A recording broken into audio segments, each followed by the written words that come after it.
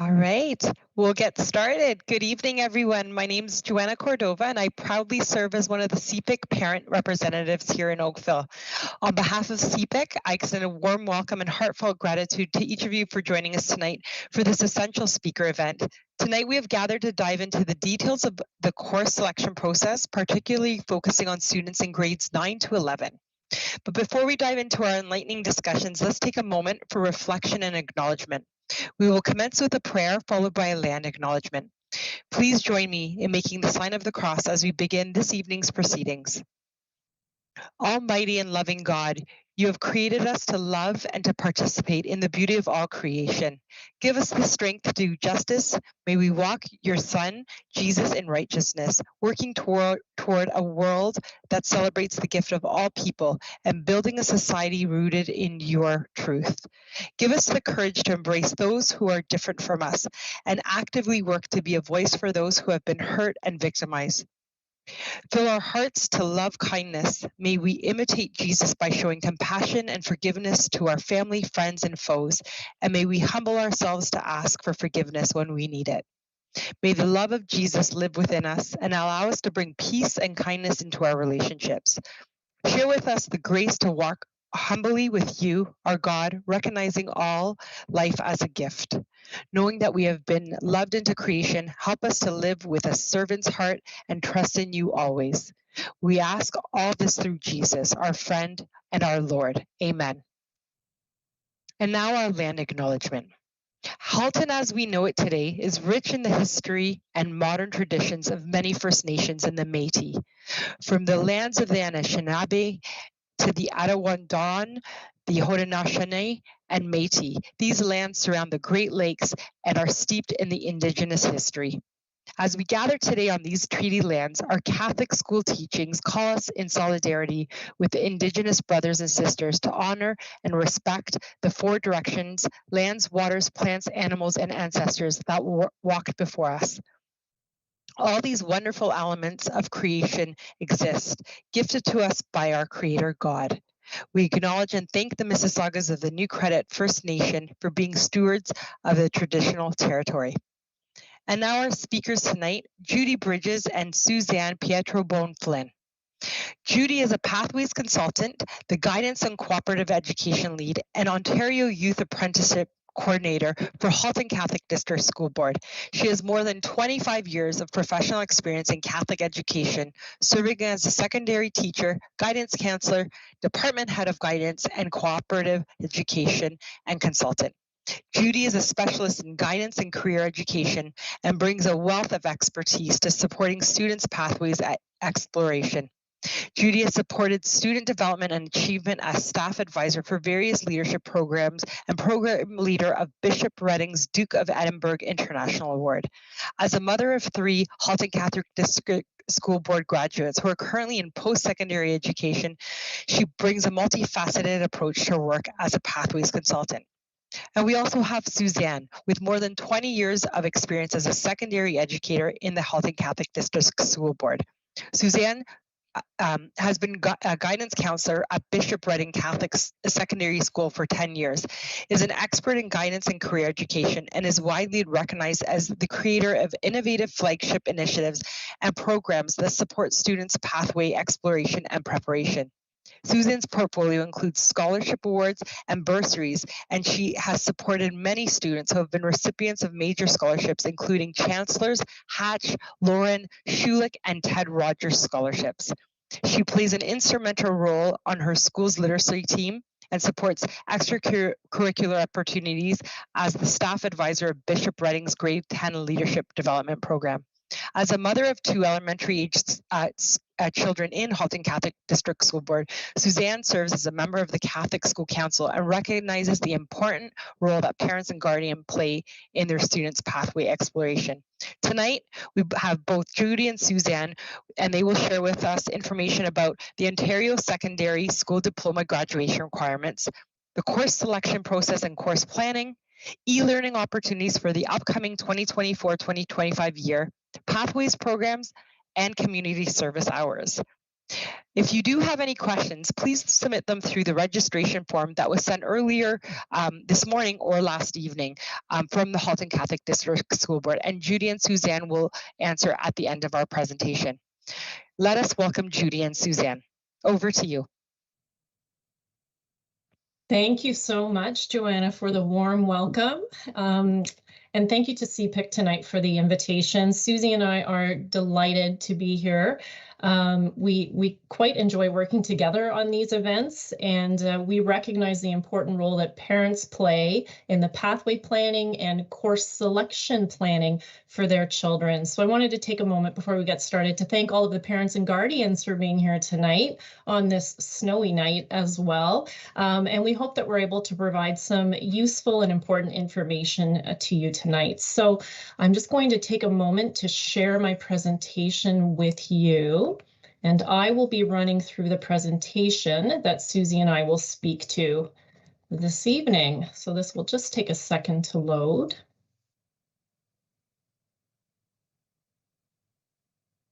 There we go. You see some nods there, so I think we are good to go. Looks good. So, oops. Okay, so as Joanna just mentioned, I thought what I would do is just give you an overview of what we'll be discussing tonight. But to begin, I wanted to let you know that we will provide a high-level overview of the course selection process for Halton Catholic District School Board students who are in grades 9 to 11. And this is the information that your child will receive in February from their secondary school guidance departments. So what we're trying to do is provide the information that we know that those students are hearing in schools. So for tonight, we'll talk about the course selection program in our board, graduation requirements for the Ontario Secondary School Diploma. We'll talk about course selection and My Blueprint, senior pathways programs that become available to our students entering grade 11, post-secondary pathways research and the important idea of backwards design, online learning, as well as summer school. And then we'll finish off with a Q&A. I did want to mention that and thank parents and guardians for submitting questions ahead of time.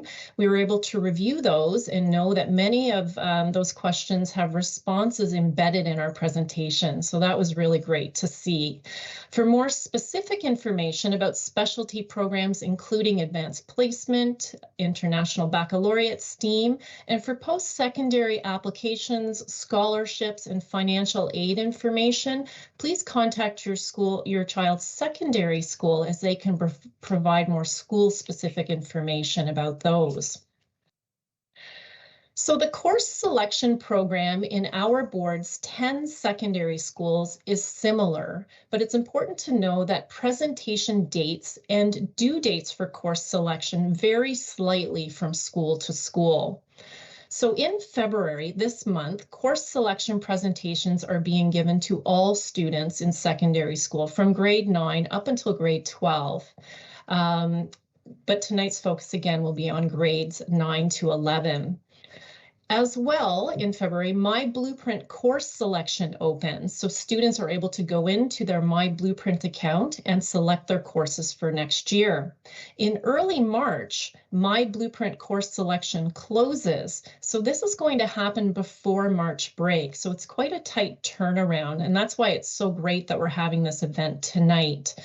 So keep that in mind. In early March, course selection closes, and parents and guardians must verify and confirm their child's course selections via email, which they will receive through My Blueprint.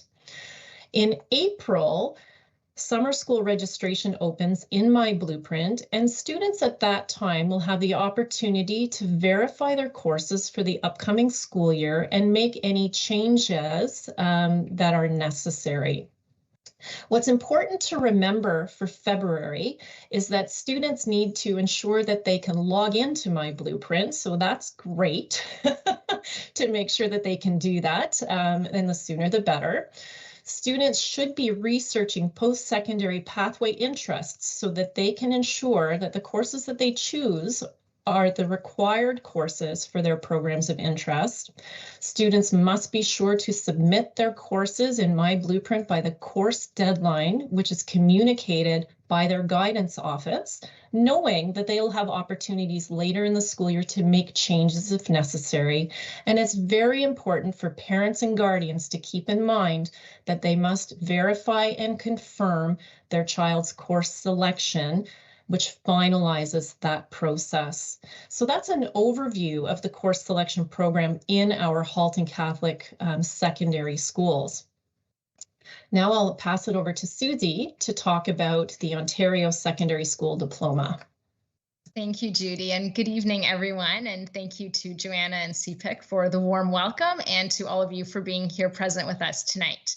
So I will talk about graduation requirements for an OSSD, and that refers to the Ontario Secondary School Diploma.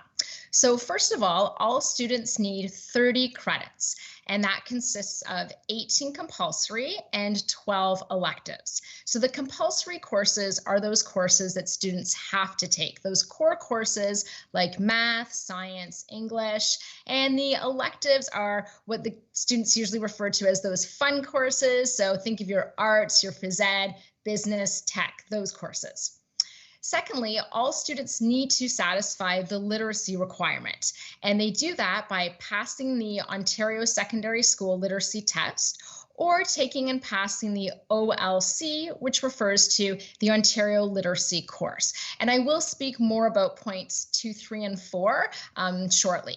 So number 3, students need 40 hours of community service, and that's by the spring of their grade 12 year. And lastly, and this might be new to some of you, in particular if you have older children who have already graduated, this is a new requirement, and that's our 2 online e-learning courses. So students do need to take 2 online courses, or they can opt out. Now below I do have some other important information, and that says for the student cohort beginning grade 9 in September 2024, the compulsory credits and electives changes. So it's 19 compulsory and 11 elective credits. And that's because the 19th compulsory is a grade 9 or a grade 10 tech credit.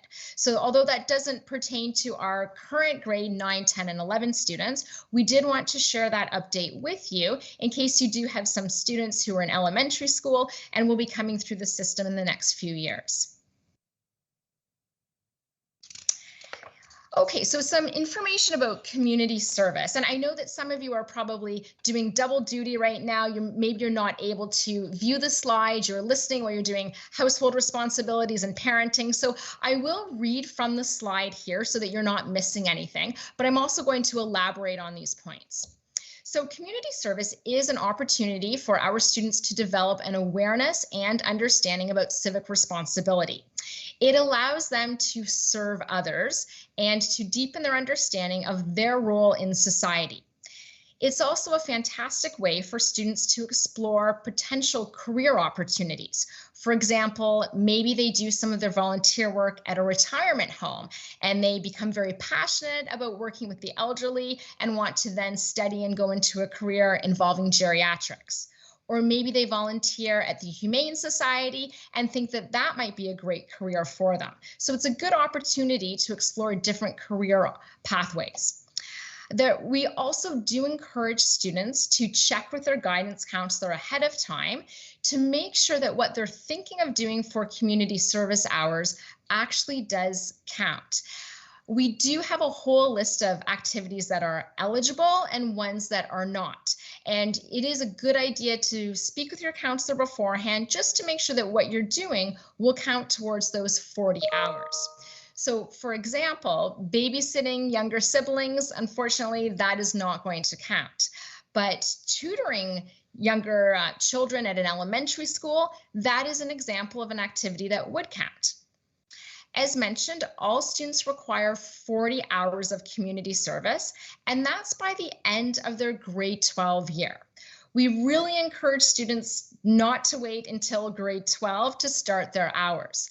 A good rule of thumb is to do 10 hours every year. As you are probably aware, students can begin their community service hours as of July 1st of that summer in between grade 8 and grade 9. So hopefully your children who are in grades 9, 10, and 11 have started to think of what they want to do and are actually accumulating some of these volunteer hours. Hours can be done before school, in the evenings, after school, and weekends. Typically, students cannot accumulate hours during class time. So that's something that would not count as volunteer work if it takes place during school time. And there is a specific form that students do need to complete, and that's the way that we document their hours. And then the form gets submitted to Student Services, and their guidance counselor inputs those hours. The forms are available on the Halton Catholic District School Board website, as well as on the websites of each school, and there are hard copies available in Student Services. On the back of that form, it also lists examples of what counts as community service and some activities that wouldn't count. The way that I like to think about this, if a student comes to me and says, "Miss, this is what I'm thinking of doing, what do you think?" And I say, is it contributing to the common good? Is it bettering our society? If so, chances are it will count. So an example of that is if a student wants to volunteer with the Christmas kettle drive that happens from the Salvation Army. That's a great volunteer opportunity. Anything dealing with the town community. So for example, I live in Milton, volunteering for the Milton Santa Claus Parade, or through our public library. Working with the elderly, younger children, volunteering at your feeder school is a great option. I know that some of the high schools run camps in the summertime. We get all kinds of Bishop Running students who volunteer at those camps, and they get their 40 hours right in one summer. So if you're not sure what counts as community service, please do talk to your guidance counselor, check your guidance counselor website, and take a look at that community form that the school board has. And moving on to another graduation requirement, that is the literacy requirement. So you might be familiar with what we refer to as the OSSLT. That stands for the Ontario Secondary School Literacy Test. And this is a test that all students do have to write and pass in order to satisfy the graduation requirement. This test measures whether students are meeting the minimum standard for literacy across all subjects up to the end of grade 9. So when students do write the test in grade 10, they are very well prepared for it because the tests, the types of questions are embedded cross-curricularly, and our teachers are very well aware of what the test is looking for, and they make sure that our students are well prepared. So students do have the opportunity to attend after-school preparation classes that are run by teachers at the school. You can also go on to the EQAO website to find out more information and to do practice tests. All grade 10 students do have an opportunity with it's usually their English class to do a practice test. And then they typically write the test with their English class. We run tests first semester for students who are taking English, grade 10 English first semester, and then students who are taking English second semester, they will write in the spring. So usually there are two opportunities. There's a fall write and a spring write. Now, if a student is not successful on the test, so they don't pass it, that's okay. Try not to panic because they will have the opportunity to rewrite the test if they would like to. However, if they don't want to rewrite the test, maybe they found it very challenging, really anxiety-provoking, they don't need to. There is another way to satisfy the literacy requirement, and that's by taking the OLC course, and that stands for the Ontario Literacy Course. That's a grade 12 course, but students can take it in their grade 11 or their grade 12 year.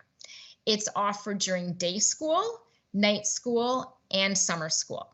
And by taking and passing the OLC, it will count as a credit, and it will also satisfy the graduation literacy requirement. And if you are a little curious about what's on the test, It is 2 booklets. It takes approximately 2.5 hours to write and consists of 33 questions. 31 of those are multiple choice, and there are 2 short answer. One is a paragraph, about 100 words, and then the other is a bit longer. It's about 5 paragraphs, about 500 words. So if your children do have questions, they can certainly talk to any teacher at the school, English teacher, guidance counselor, and a lot more information is available on the EQAO website. And that brings me to our final component of graduation requirements. And this refers to our online courses, otherwise known as e-learning. So all students must complete 2 online courses by the end of grade 12. So we offer a lot of different online courses here in our school board and throughout Ontario. And I know that Judy's going to talk more about that at the end of the presentation. Most of the courses are geared more towards grade 11 and grade 12 students, although we do offer a few for grade 9 and grade 10 students. They can be taken during day school, summer school, night school. And the way that we can distinguish if a course is online or not is by the indicator E at the end of the course code. So that means that it's an e-learn, an online course. Online courses are a fantastic option for some students. So for students who are very self-motivated, responsible, independent learners, they have no problem being self-paced, following instructions, working on their own time, great option for them. It's also really good in that it offers flexibility. Students don't actually have to be at school when they are working on their online course. They can be at home. They can certainly be at school in the cafeteria, in the library. They could be at the public library or a coffee shop, as long as they are logging on every day and getting their work done. So it does offer some flexibility, a bit more independence, and another great benefit of online learning is the sheer variety of courses that are offered. I know one of the questions that we had from a parent beforehand was, what happens if my child wants to take a course and their home school doesn't offer it? Well, it might be offered online. So that could be a great option for some students. However, we do understand that online learning is not necessarily the best fit for some students, and that's okay. You don't have to take 2 online learning courses. You can opt out. We like students to wait maybe till about grade 11, give it some thought. And then if you do decide to opt out, there are 2 ways that you can go about that. We do have forms in student services, so your child can go to guidance, get a form, bring it home, get you to sign it, and then we file that in their Ontario student record. Or for our students who are in grade 11, when they're choosing courses on my blueprint for grade 12, there's a little indicator box that they can check off on my blueprint. I think it's on the top right side, and they can opt out that way. Now, just going back to students who are going to choose online courses, there are 2 important pieces of information here. So one is that when students are selecting an e-learning course on my blueprint, they need to choose e-learning, but that is just a placeholder. They have not actually enrolled in an e-learn course. So they choose e-learn from the drop-down menu. That is a placeholder. And then they need to make an appointment with their guidance counselor.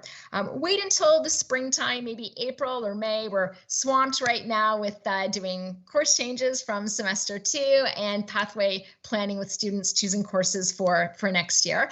Plus, we don't actually have all of the online course information yet. We do for our board, but not for other school boards. So it usually takes 10 to 15 minutes with the guidance counselor to actually register a student for an online course. So once again, online learning, great option for some students. If that suits your child, they choose e-learning as a placeholder, and then they follow up with an appointment with their guidance counselor.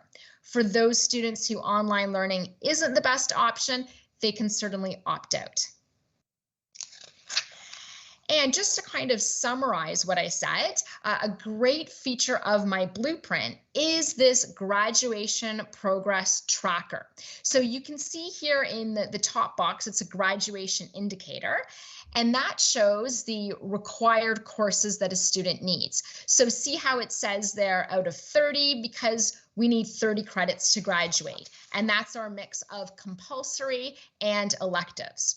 And something that I would like to draw your attention to, because it always seems to come as a surprise to some students, is that part of these compulsory, so like you need your science, your math, your geography, your history, students need 1 arts credit and 1 phys ed credit in order to graduate.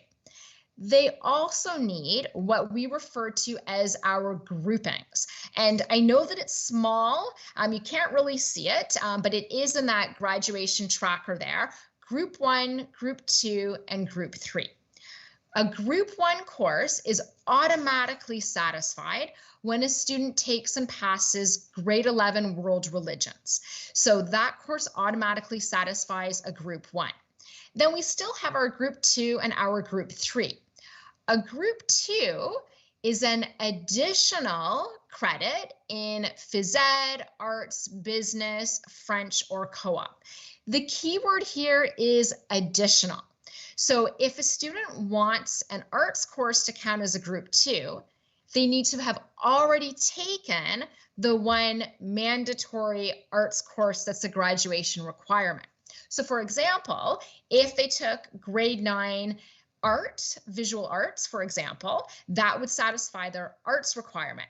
Then if they took grade 10 drama, that would satisfy the Group 2, because that's an additional arts course that they've taken. And our Group 3 refers to, again, our keyword additional credit in science, so a grade 11 or grade 12 science course, a tech course, French, computers, and the French is a second language, not that one that they need to graduate. This is in addition, or co-op. And one of the many benefits of co-op is that co-op does satisfy any of these groupings. So Group 1, Group 2, or Group 3. So that's a summary here of our credit accumulation. And then if you look down at the bottom box, it says additional requirements. Once those requirements have been met, then those boxes will be checked as well. So in our example here, we can see that the student has not yet satisfied the e-learning credit requirement, nor have they done the 40 hours of community service, but they have passed the literacy requirement.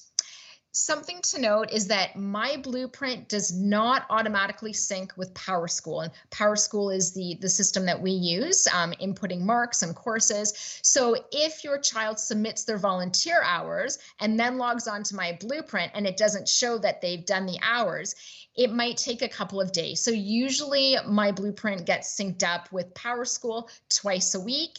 If you or your child are unsure and you want to double check, maybe you've handed in 40 community service hours, but you can't remember, you can feel free to contact the guidance secretary or your guidance counselor, and we can check it really quickly on our end. And I'll pass it back to Judy now. Thank you, Susie. Okay. All right, so I would like to continue on and discuss my blueprint and course selection in the high school planner. So we've done our best to bring up screen captures or screen grabs that would demonstrate the My Blueprint program that your child will see when they log in. So I want to start by saying that My Blueprint is the individual pathway planner for all students in the Halton Catholic District School Board. My Blueprint is where they research and plan their courses for each year of high school. Now, when a student is logging into their My Blueprint account, if they have forgotten their username and email address to get in, they can visit their guidance office and the counselor can reset that for them. However, if a student has forgotten their password, the password can be reset by the student on the login screen, so they don't have to see a counselor or the guidance secretary for help with that. So once a student is logged in, they would see something similar to what you see on the screen in front of you now.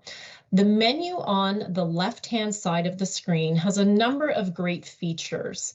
The Who Am I interest inventories are a series of quizzes that students can do, and I encourage them to do that on a yearly basis.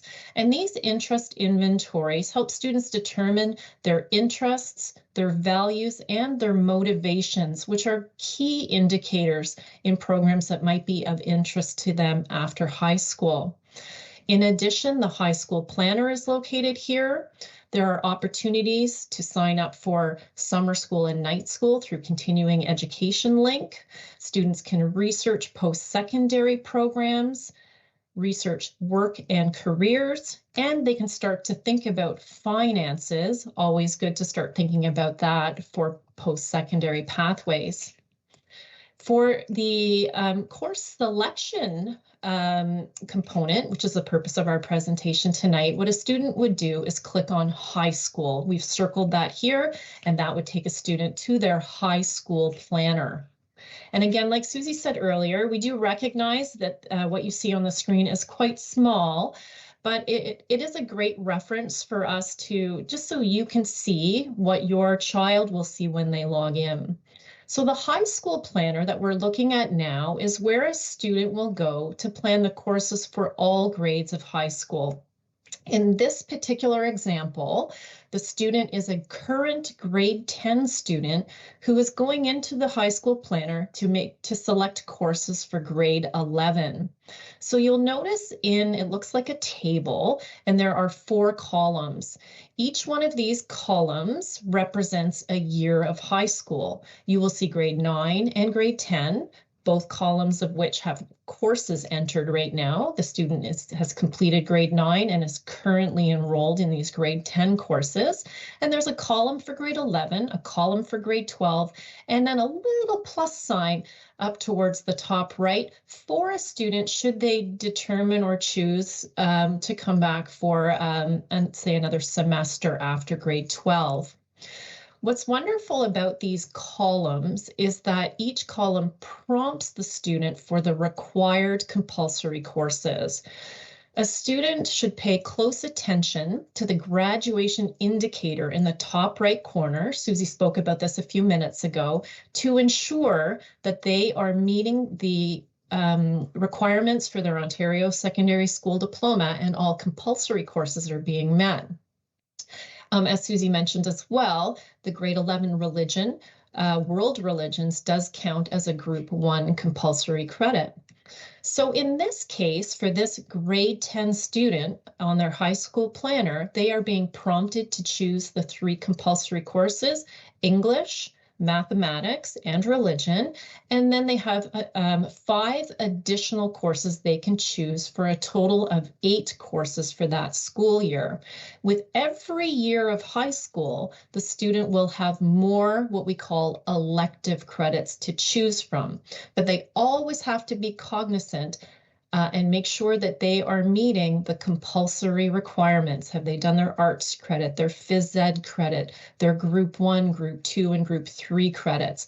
So that's why that graduation indicator is so important in the top right corner. To select a course, imagine the student clicks on English. What they do is they go to that box, they click on the box, and it will take them to a course catalog, which they can filter by department and by grade. And I'd also like to mention they can also filter to online courses if they would like to choose or see the selection of online courses that are being offered. One thing that students should be watching for when they're in here are little symbols that appear. So if a student has entered a course in their high school planner and they see a little red warning symbol pop up, that's something that requires their attention, because it might be indicating that the student has selected a course and put it in their high school planner, but it's a course that they do not have the prerequisite for. So they want to avoid doing that. And if there were ever any questions about that, they should see their guidance counselor for clarification. So again, students should be watching for the symbols that appear next to courses, little red warning symbols and blue information symbols. Before I move on to the next slide, I just wanted you to draw your attention to the right-hand side of the screen in the center. There's a section there called regional programs, and that is something that we will speak to in a few minutes.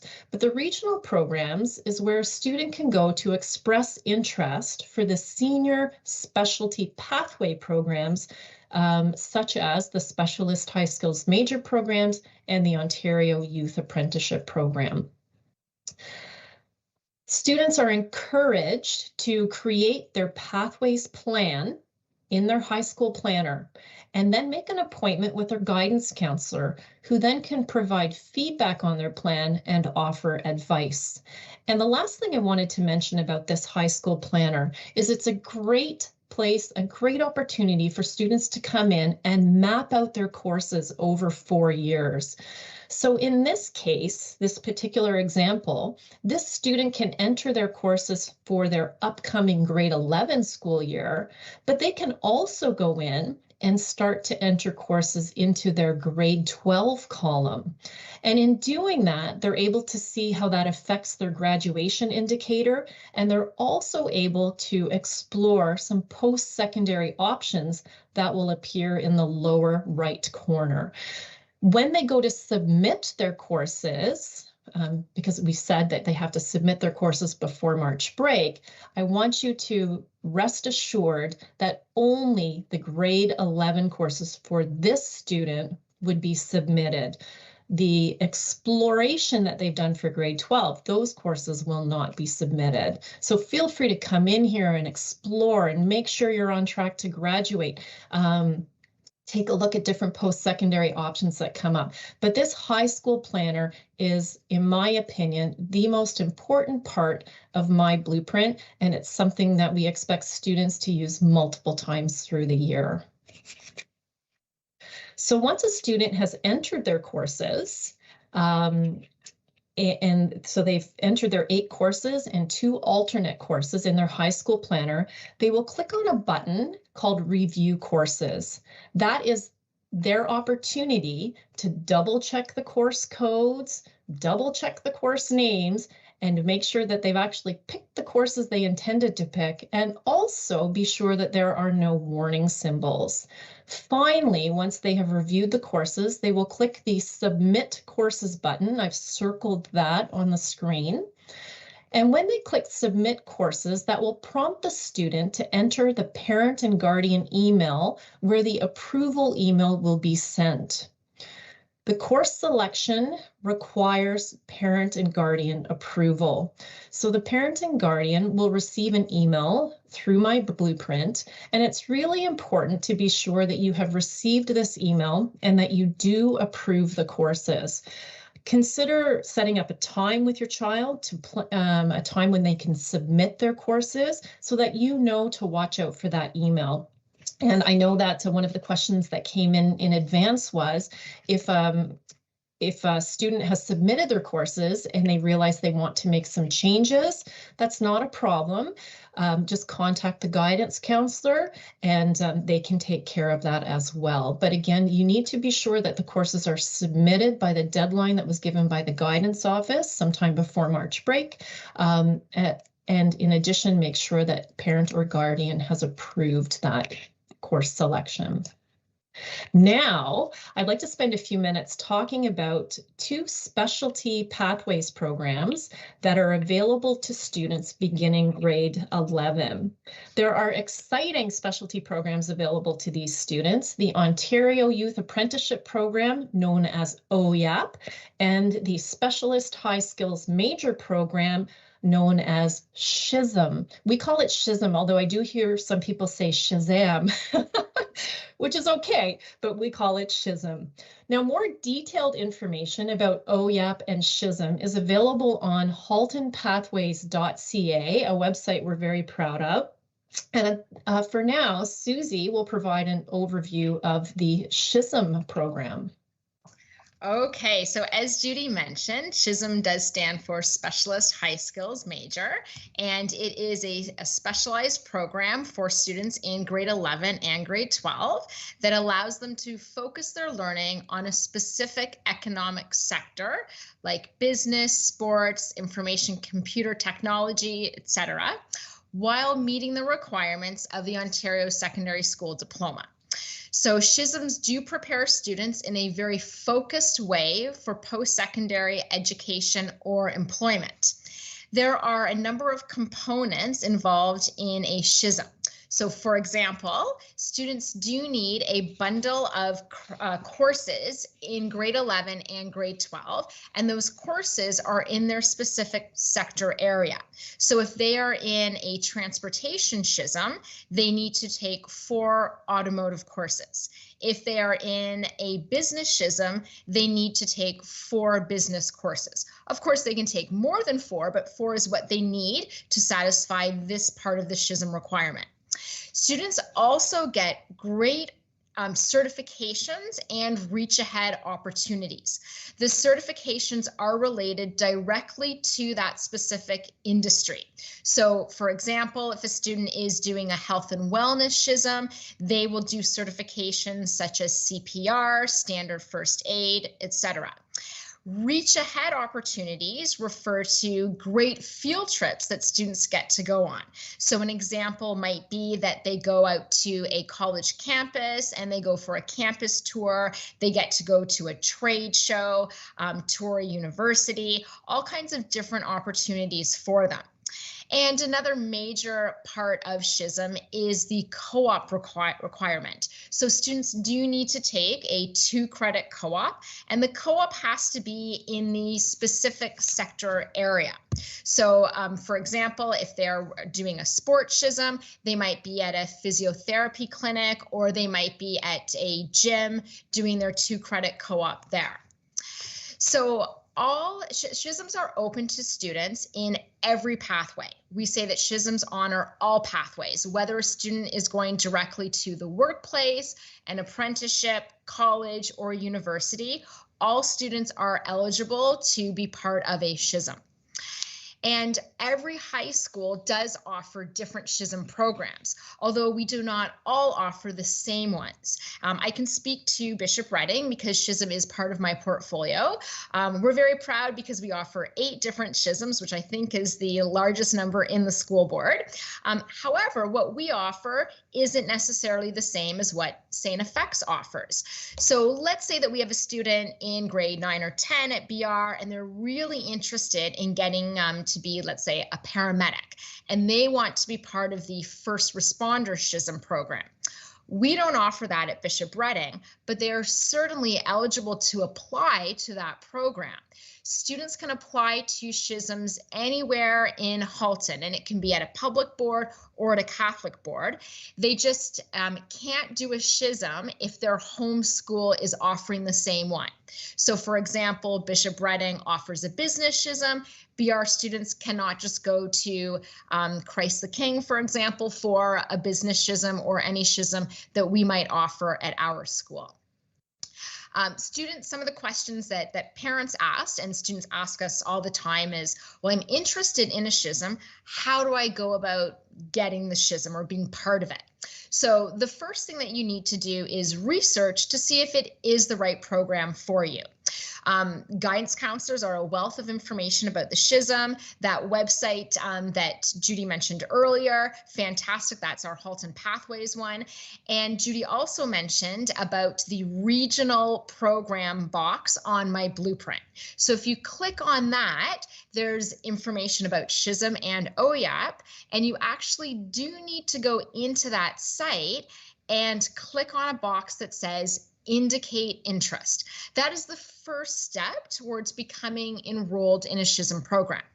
When you indicate interest, you are asked to fill out your name, email address, a little bit of information, and it will tell you the name of the SHSM lead teacher at that school.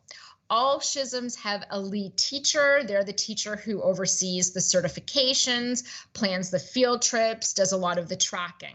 So you do need to get in contact with that teacher, let them know on My Blueprint that you are interested, and then make an appointment with your guidance counselor. Every school might go about the application process a little bit differently. So please do make sure that if your child is interested, they find out more information and then they begin that planning, that application process. It's great time to start it in your grade 10 year because the program does start in grade 11. You might be able to join it if you have a child who is in grade 11, but they might have already missed out on some of the certifications, the field trips, or the required courses that they need. So if you have a child in grade 9 or grade 10 and they're interested, please do encourage them to meet with their guidance counselor. And we also had a lot of questions about what are the benefits of being in a SHSM. There are lots of benefits. So just like when I referred to online learning courses being a great fit for some students, SHSM is a great fit for some students as well. Not necessarily for everyone, but there certainly are some advantages to that. And those include allowing a student to test drive a career. So they get fully immersed in a specific sector area, a great way to see if that really is what they want to do. Also, they get certifications and there is no cost to the student or the parent for that. So it's great. You can be certified in working at heights or CPR or WMIS, and you don't have to pay for it. Also, you can write about that on your resume. So you are building your resume. You can also talk about your co-op experience on your resume. And for students who are applying to competitive programs, this is a great way to set yourself apart from other candidates. That was another question that we had. My child is going into, they're pursuing education in the medical field or engineering. What can we do to set them apart? Well, if there's a SHSM that interests them, I would encourage them to research that and see if it's a good fit for them. When they're doing a supplementary application for a competitive program, they can talk about the skills that they've developed, the certifications that they have, the experiences that they've been exposed to. So lots of benefits. Some colleges and universities are starting to recognize the SHSM, the value of it, and they are giving scholarships and bursaries. So when I checked the other day, it looked like Niagara College is still giving out scholarships. I think Western Huron College might be. And as of yesterday, although it wasn't entirely up to date, McMaster University still hopefully is offering advanced standing to students who are pursuing a humanities program. And they are in a nonprofit or a business SHSM. There are a couple of others that qualify as well. But if a student maintains a certain average, it's usually over 80, 85, they write a short essay, they could be eligible for a first year equivalent credit in the humanities program. So there are certainly lots of benefits, some monetary, some others in terms of skill development and certifications, but SHSM definitely is a great fit for some students. So I would encourage you, research it a little bit more, have your child make an appointment with their guidance counselor too. And I'll pass it on to you, Judy, to talk about OYAP. Thank you, Susie. So the Ontario Youth Apprenticeship Program, near and dear to my heart, or OYAP, is a specialized program that allows students to work in the skilled trades while they are enrolled in cooperative education. They earn credits towards their diploma while learning on the job, and like a SHSM, they will receive trade-specific training and certifications. So OYAP is a great way for a student interested in an apprenticeship in the skilled trades to jumpstart their career. They're able to build their resume, just like Susie mentioned earlier about the SHISM program, they're able to develop a network of connections, and importantly, they demonstrate a commitment to the skilled trades. I wanted to mention that a student in grade 11 and 12 can be in both the OYAP and the SHISM programs. Both programs require cooperative education, and that co-op course can count towards their OYAP program as well as their SHISM program. I strongly recommend for students who are interested in apprenticeship education, I strongly recommend that they take co-op in grade 11 and or grade 12, but grade 11 is ideal so that networking opportunities can begin early and they can start to develop their resume early as well. I just want to very quickly show you, give you a little sample of what an OYAP pathway might look like for a grade 11 and 12 student. And this again is just a suggestion. So for a grade 11 student, their compulsory courses would be English, math, and religion. And the course required for OYAP is cooperative education. So any secondary school that has cooperative education offers OYAP. So that's really important for students and parents to know. If you're wondering what schools offer OYAP, any school that has cooperative education. Optional courses for students that they might want to consider are technological education, tech courses. If they're in a SHISM program, they want to be sure that they're meeting their SHISM course requirements. And I wanted to mention that students are also encouraged to do research to see if they require science for their skilled trade of interest. Senior science is required by some trade unions. So please don't leave this meeting tonight and say, oh, I need senior science to get into the skilled trades. That's not what I'm saying, but I did want to say that senior science grade 11 and possibly grade 12, depending on the course, may be required by some trades unions should a student want to be part of a union. There are a number of different ways that you can find the information required by unions. And to be honest, you could simply Google Electrical Unions Toronto, and it would bring you to the IBEW Local 353, and that is the International Brotherhood of Electrical Workers, Local 353. And if you were to go on there, they have a pre-apprenticeship program, and they state right on there what courses they do require. So this is just an example of a course selection for a grade 11 student interested in OYAP, and for a grade 12 student interested in OYAP, again, they can do English and religion as their compulsory courses in grade 12. The course for OYAP would be co-op. And then they, again, are encouraged to look at tech courses, completing SHISM requirements. Senior math, grade 12, is required for some trades and required by some unions, as science is. And students also have the opportunity to select a dual credit course, which allows students to earn a high school credit while they are attending a course at an Ontario college. For our board, we use Mohawk College and Sheridan College. And very often those dual credit courses are focused on some type of trades course. So with regards to the science and math requirements, I do encourage students who are interested in OYAP and in the apprenticeship trades to make sure that they speak with their guidance counselor. All of our guidance counselors have a handy little guide that they can use to provide students assistance on what math and what science requirements would be useful for their particular trade of interest.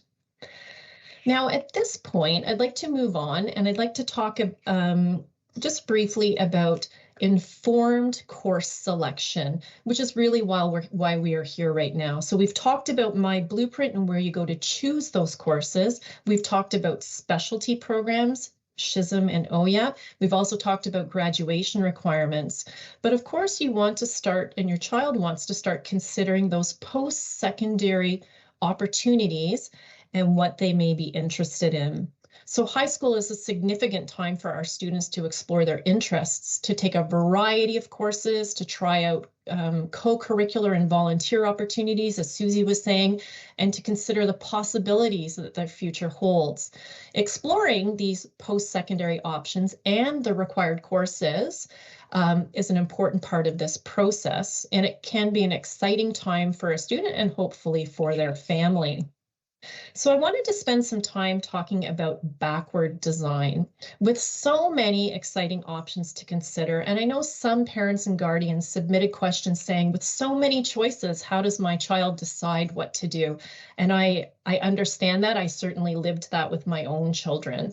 So with so many of these exciting options to consider, planning for the transition to post-secondary is a complex journey. So backwards design is an intentional approach to pathway planning. It should be started early.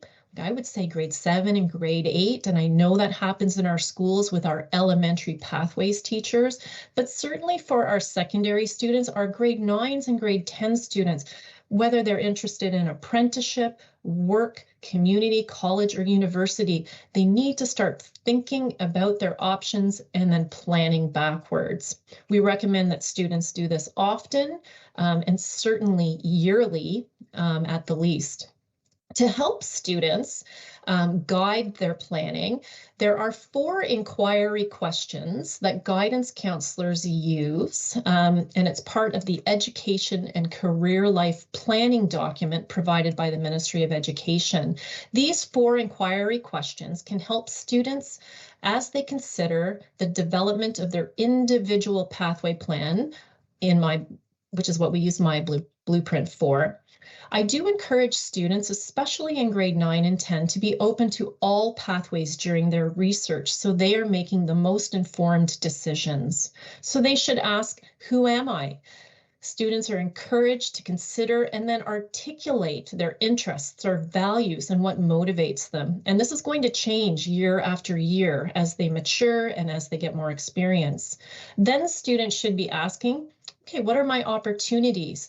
They should be exploring school and community-based opportunities, recreational, social, leadership, volunteer, part-time employment, and then think about how these programs and activities help them develop skills, their relationships, and how it defines their interests. And all of this is going to start to create a picture of what it is they may be interested in. We also encourage students to explore a variety of fields of work and careers. Then they should ask, so who do I want to become? They should set educational and career goals based on who they want to become after considering their interests, strengths, and experiences that they are experiencing when they are involved in their communities, in their schools, and through taking different courses. And then finally, students should think, what is my plan for achieving my goals? To create this plan, students want to use backwards design. In course selection presentations that students are receiving in February, they are learning about the resources available to assist with backwards design, and we're going to review those now. But remember, please, backwards planning, so where do you want to go and what do I need to do to get there? What do I need to take to get there? Remember that backwards planning does not mean that a path is perfectly streamlined. And in fact, that should not be the goal. And I think that's important for parents and guardians to hear. Students' needs and interests will continue to shift through high school for the most part. And it's important to be sensitive to that as they are taking advantage of different experiences. So I'm going to start with apprenticeship education research, and then Susie will jump in and talk about college and university, and then that brings us very close to the end of our presentation. So for apprenticeship education, it is important for students and their families to remember that apprenticeship education in the skilled trades does require the research that college or university programs would require as well. This chart you may have seen if you came to a presentation in the fall. I tend to recycle it because I think it's a great visual for how our high school students can start to pursue an apprenticeship. And I just want you to pay attention here to the the websites that you see, and I'll speak to those briefly, because again, now we're talking about resources and tools that students and you can add to a toolkit to help to make informed decision and inform your backwards design. So firstly, as we talked about earlier, I think it's a no-brainer. Students who are interested in apprenticeship should strongly consider taking the Ontario Youth Apprenticeship Program in high school. They do that by taking cooperative education in a grade 11 and or grade 12. And the haltonpathways.ca website can provide more information there.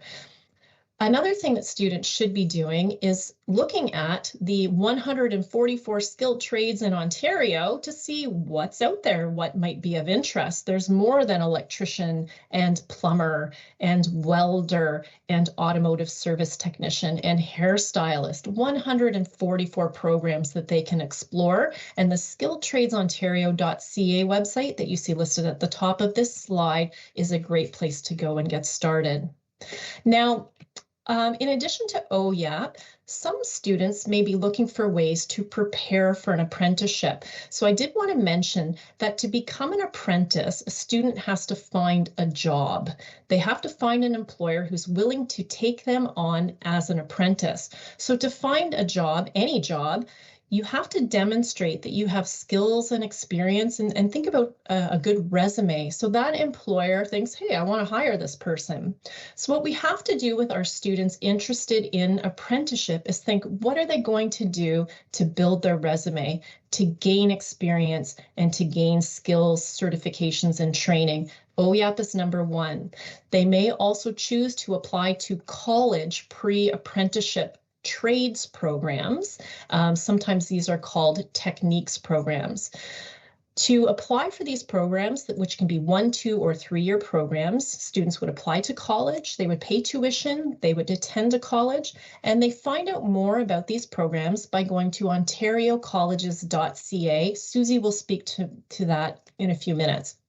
I also added a website called trades.ontariocolleges.ca, which is a little micro site on the Ontario Colleges website, which just provides additional information about skilled trades. These college programs are excellent ways for a student to prepare for an apprenticeship. It doesn't make them an apprentice. Again, we are building their resume so they can get the job. And it's a great option for students who are interested in that campus experience. So they can go to ontariocolleges.ca to look at entrance requirements and whatnot. Additionally, students may choose to apply to free pre-apprenticeship training programs. They may be anywhere from 8 weeks to a couple of months. There's often a cooperative education component there. Now, I wish that I could provide a nice list of free pre-apprenticeship training programs for you, but unfortunately, they change weekly, monthly. They're based on government funding and labor market needs. So what I would suggest are 2 points that I have on the slide here. Students can go to ontario.ca, prepare apprentice. There's a link on there, and that will provide a list of free pre-apprenticeship training programs. But I did want to mention that they haven't updated the 2024 ones yet. So hopefully that will be done soon. And also, I'm just going to throw this out there. I actually think following social media sites is a great way to find out about these free programs. And a little plug for the OYAP social media sites. If you can find a few of those, who cares what board it is? Follow those sites, because very often the OYAP recruiters like myself, when we see the free pre-apprenticeship training programs pop up, we will repost or retweet them. Finally, before I move on, I just wanted to briefly talk about direct to employers. So some high school students might say, I'm just going to give it a try, and I'm going to go straight from grade 12 and hand out my resume to some employers, and hopefully they will hire me on as an apprentice. There are some supports for students, and you can research those as well in advance. A few ideas that I've listed here are the apprenticesearch.com and Support Ontario Youth websites. What's great about those two websites is they have employer-apprentice matching that they do, and they also provide resume and interview skill workshops. In addition, students can contact the Employment Ontario office, and you can find that by going to ontario.ca. I have the website there, and find out what employers might be hiring. And finally, for students that are interested in working for a union, they are also welcome to apply to those unions that offer free pre-apprenticeship training programs. How do you find out about those? As I said earlier, it's a matter of saying, okay, I'm going to Google plumbing unions Halton or plumbing unions Toronto, and then that will bring up links, and you will see some there. I also have a number of links to unions that I will provide to the organizers of this meeting, so that they can share those with you afterwards. So I'm going to pass it over to Susie, who will talk about college and university. But I did want to mention before I leave you that we do have the Halton Catholic District School Board Skilled Trades Fair, 3rd annual fair, happening on February 24th at St. Francis Xavier. We're hosting it there because it's central in our region, but it's open to all students in our board. What a wonderful opportunity for our students to start networking with employers and colleges. So if you can make it for 30 minutes or an hour on February 24th, I think it would be well worth your time. So I'll now pass it over to Susie, who will talk about college and university. Thank you. So in addition to apprenticeship as an educational pathway, we also have college and university as options as well. And as Judy mentioned, students should be thinking early in elementary school about their pathway. So it's never too early to begin your research. We encourage students to make many different plans, so multiple plans, and there is a great feature on my blueprint whereby students can choose different plans, and you can name them like plan A, B, C, or whatever it is. And we definitely advise that students have a backup plan as well. So students can use my blueprint to research educational pathways. We also encourage them to use this site, ontariocolleges.ca, and the university one that I'll speak about momentarily. So students can research based on program or by school. And what they really need to keep in mind is what career are they looking for? Because the type of career that they're interested in does dictate the education that they need. So for example, if a student is interested in becoming a dental hygienist or a vet tech or a firefighter, a police officer, those are college diploma programs. So by researching, knowing that it's a diploma program, the student can then choose their courses in high school accordingly. So colleges grant multiple different types of credentials. They offer 8-month certificates, 2-year diplomas, 3-year advanced diplomas, and 4-year degrees. So the requirements from high school depend on what program a student is going into. So if a student is pursuing a diploma or an advanced diploma, the prerequisites are grade 11 and grade 12 college level courses, one of which has to be ENG 4C, grade 12 college English. And they do often give a variety of different courses. So you can see on this example here under program eligibility, so they need their grade 12 English plus one of those courses listed. They do not need all of those maths, and we know it is hard to tell, but the idea here is to let you know you need to start researching programs, see what the requirements are in grade 12, and then students can plan accordingly. So as Judy mentioned, students can go into the different columns in my blueprint, even now in grade 9, grade 10, and map out the courses that they need in grade 12 to get into their post-secondary program. That dictates the courses that they need in grade 11, which then determines the courses that they need in grade 10. So it's all about that backward design planning there. Now, every single college offers degree programs, and a degree program, it's a 4-year honors undergraduate bachelor program, just like at an Ontario university. The requirements are the same to get in, and that's 6 grade 12, U for university, or M for mixed level courses. College degrees are a fantastic option, especially for students who are planning on applying to super competitive programs like nursing or engineering. We have great programs at Conestoga, their Bachelor of Engineering, their Commerce program. Sheridan offers a Bachelor of Athletic Therapy. So these are 4-year honors undergraduate programs, the same requirements as at a university. But typically the average to get in, the admissions average, is a little bit lower than at a university. Class sizes tend to be smaller, some more one-on-one with instructors, and usually tuition is a bit lower as well. So please be open to all kinds of different pathway options and use your backward design planning accordingly. So mentioning that degree option, universities offer degrees. So we'll move on to our university education slide here. Again, you can use My Blueprint to research. You can go directly to the university website as well, or you can use what we have posted here, ontariouniversitiesinfo.ca. This is a site that, as counselors, like, we love that college site and this site because it lays everything out very clearly.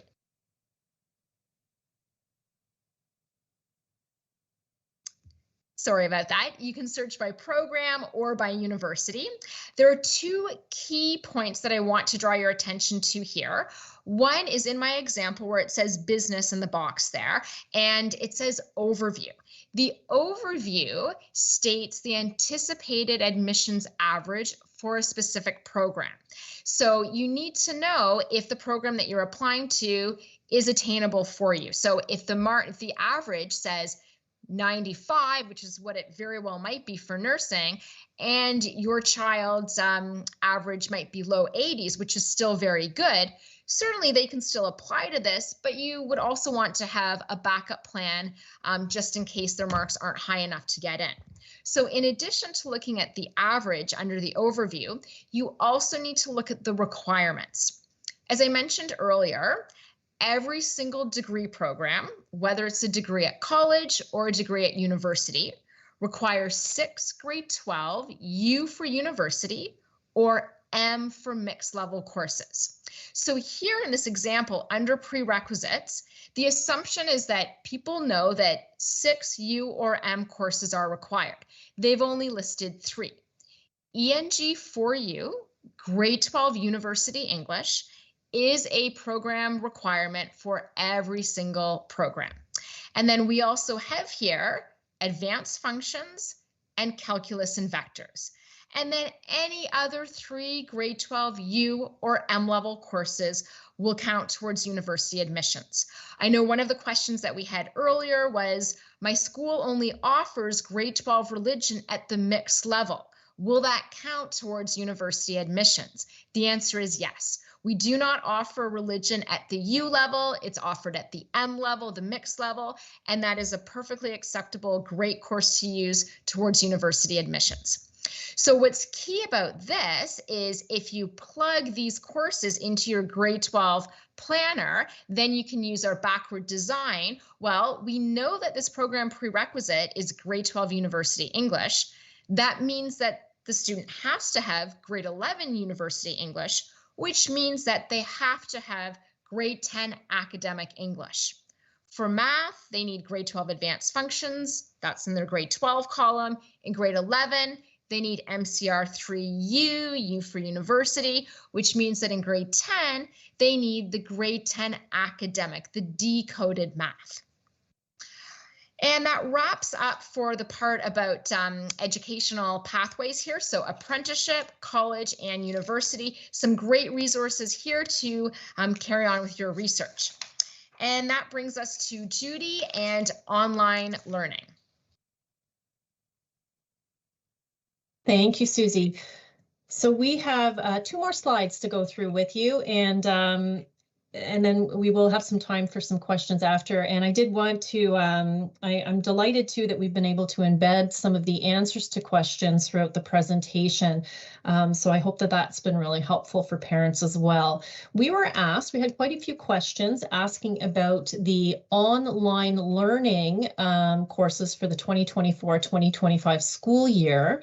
And I know that we've spoken a little bit about it up until this point, but what I can tell you now is that the Halton Catholic District School Board is planning to offer 37 courses to our day school students in the 2024-2025 school year.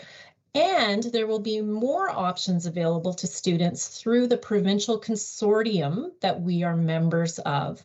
There are a variety of courses offered to students interested in the apprenticeship, college, university, and workplace pathways. Now, students, as we mentioned earlier, can select the online courses in their high school planner by choosing the online learning filter. When they click on one of those little boxes to choose a course, they can click on online learning. It will show the courses that are offered. They can choose that as an option and submit it. And as Susie said, that would be considered a placeholder until the guidance counselor actually schedules them into that class. I'll just very quickly go through a few options here. You'll notice the ever popular grade 10 course, Media Arts. That is an arts course that's offered online, and it is very popular with many of our students. It's offered online, and then many schools offer that in person as well.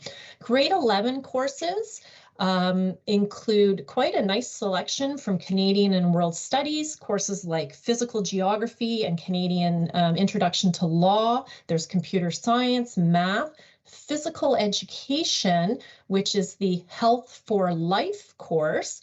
Some of you might say, online physical education, but indeed it does count as a physical education course.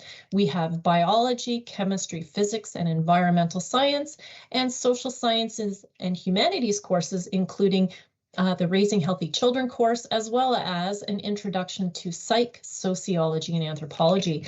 And the grade 12 courses, a great selection of grade 12 courses include international business, quite a few Canadian and World Studies courses. Gosh, there were so many.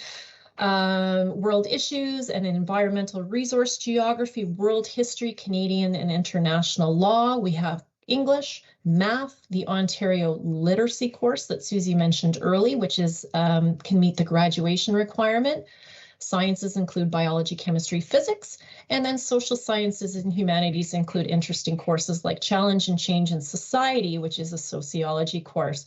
But again, these are our Halton Catholic offerings. Students do have access to courses through the provincial consortium, and to find out more about those, they would have to make an appointment with their guidance counselor.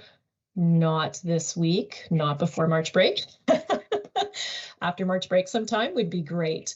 So the online learning courses, I will finish off by saying these would count towards the online learning requirement for a student's diploma. And at this point, we're going to finish off with our last slide, which is summer school. There were a ton of questions about summer school, so it required a slide in its own. So this is our last slide. So over to you, Susie. Thank you. Hopefully I'll be able to answer a lot of your questions. So we actually don't have our summer school information just yet. It's a little bit early, but I can tell you from previous years that summer school runs the month of July. It will start July 2nd and go until July 29th, so you can plan your vacations accordingly. It is for students who failed a course and they need to catch up on that credit, or for what we call reaching ahead. So for example, if you have a child in grade 9 and they want to reach ahead and take a grade 10 course, a very popular choice is grade 10, the half credit civics and the half credit careers. Students can only take one summer school course, and typically in its core courses that are offered. So math, science, your history, civics and careers, religion. We don't often offer a lot of electives. Sometimes students will say to me, oh, miss, I'm not going to take my arts course during the school year. I'm going to take that at summer school. You're not going to be taking grade 10 drama at summer school because we don't offer that. So it's usually just those core courses. We are starting to offer a couple of more electives like business, but it's those core courses generally speaking. Thomas Merton Educational Center, they are the ones who run our summer school courses. And you can go onto their website now. They do have some information available. The rest of it will come out in April. And students register through My Blueprint. So they log on to My Blueprint, and there's a little feature that says continuing education, and they will scroll to, it's a drop-down menu to the course that interests them. Last year, the courses were all online and they were asynchronous. We don't know this year if it's going to be fully online, if they might offer some in person. We're still waiting for that information. However, with regards to the asynchronous part, it is fantastic because it offers a lot of flexibility. So for students who have a part-time job or might want to do a day trip, do their volunteer hours, as long as they are logging on every day, they don't need to log on between 8 and it doesn't have to be 8 until 1:30, but that's when their online teacher will be available. So if it's asynchronous online, they do have some flexibility with that. So stay tuned. More information will be available in the springtime, and students can also meet with their counselor for more information in the spring or take a look at the Thomas Merton website. And I believe that wraps us up, Judy. I don't know how much time we have left for questions. Hopefully we've addressed a lot of the questions through our presentation. Yes. Well, thank you, Judy and Suzanne. You provided lots of valuable information. I was reading through some of the questions, and I know a lot of them have been answered. We did run out of time, but we will share the questions with both Judy and Suzanne and get a response. But again, I've read through a lot of the questions, and you've answered a lot of them. So, but we will get back to everybody. So thank you again for this amazing presentation. I know you answered a lot of my questions for my grade 9 son. So again, thank you to our presenters and everyone online joining us tonight. In March, Superintendent of Mathematics, Michael Skylerbeck, will be presenting twice. We have a virtual session for secondary schools on Wednesday, March 6th at 7. We have an in-person session for our elementary schools on Thursday, March 21st at 7 p.m. at Our Lady of Fatima Elementary School in Milton. And in May, a virtual presentation on substance abuse. So stay tuned for more details through an email invitation. We value parent feedback and suggestions for any future topics, so please continue to send your feedback to cpic@hcdsb.org. You can also follow us on social media. We're on X, Instagram, and Facebook. And have a great evening. And thank you again to our speakers. And we look forward to seeing everybody at our next parent speaker event in March. All right. Have a great rest of the evening, everyone. Thank you. Thanks so much. Take care. Take care.